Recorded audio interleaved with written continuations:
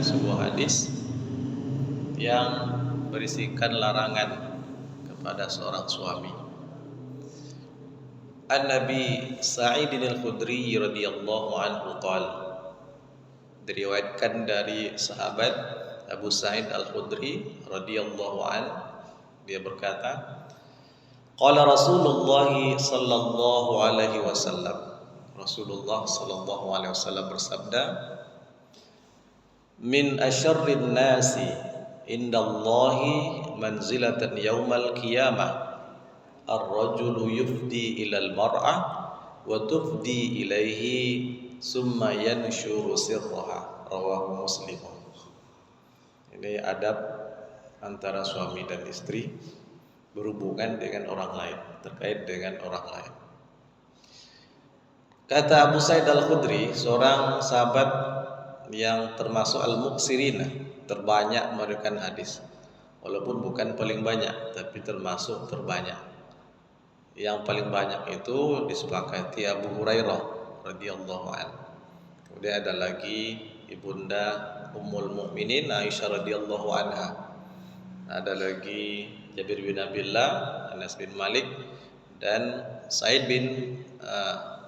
al-Khudri juga termasuk al-muqsirin, sahabat terbanyak meriwayatkan hadis. Rasulullah sallallahu alaihi wasallam bersabda, sesungguhnya di antara manusia yang paling buruk posisinya di sisi Allah pada hari kiamat nanti, yang paling buruk posisinya, ini bukan berarti orang ini ahli neraka. Nah, belum tentu dia ahli neraka, tapi dia termasuk orang yang beriman, tapi posisinya paling buruk di akhirat kelak. Nah, tidak ada penjelasan apakah dia ahli neraka tidak, tapi kemungkinan bukan, karena dia termasuk orang-orang yang beriman. Dan orang beriman pun kalau nauzubillah, kalau nanti dia setelah dihisab antara pahala dan dosanya, ternyata dosanya lebih berat, maka dia dimasukkan ke dalam neraka, nauzubillah. Itu tidak sama dengan keadaan orang yang kafir masuk ke dalam neraka. Kalau orang yang kafir tak ada iman sama sekali, nah itu kekal dalam neraka dan tak akan pernah mati. Karena kematian itu dalam hadis nanti Allah datangkan di hadapan mereka ahli neraka, kemudian kematian itu sendiri disembelih, mati tak ada lagi. Maka wala yahya wala yamut, mereka tak hidup tak mati di situ. Tapi itu bagi orang kafir. Tapi bagi orang yang beriman, dalam hatinya masih ada iman, hanya saja lebih banyak dosa daripada pahalanya, sehingga dia harus dimasukkan ke dalam neraka.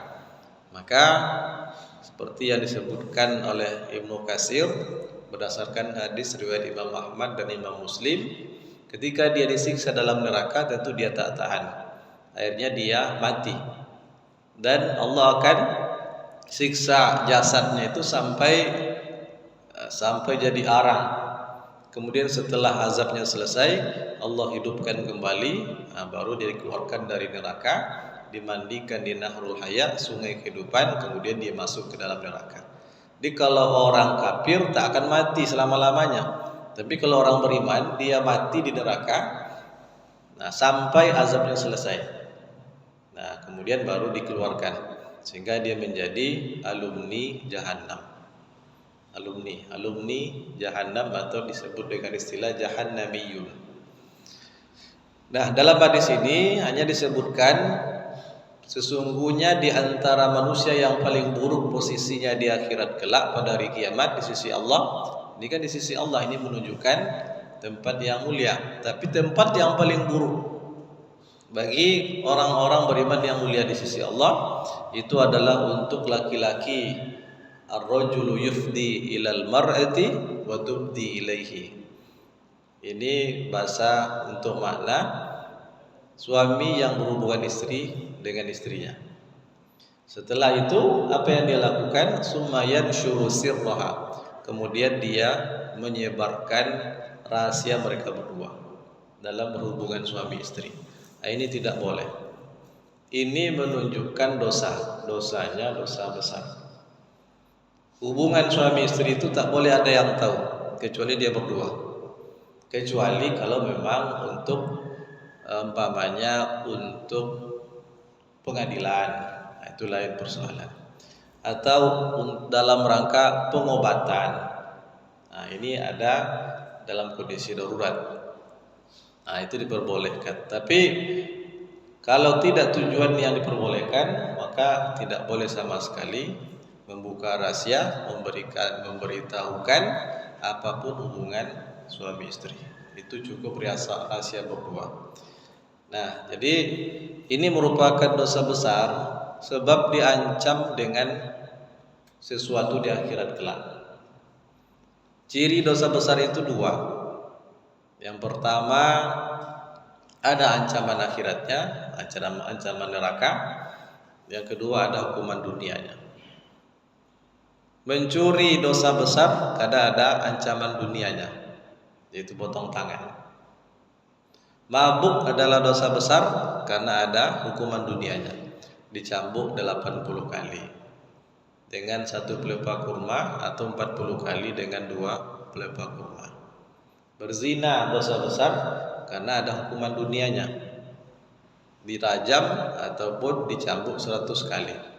Nah, ketika ada ancaman akhiratnya berupa ancaman neraka, itu adalah bagian daripada dosa besar.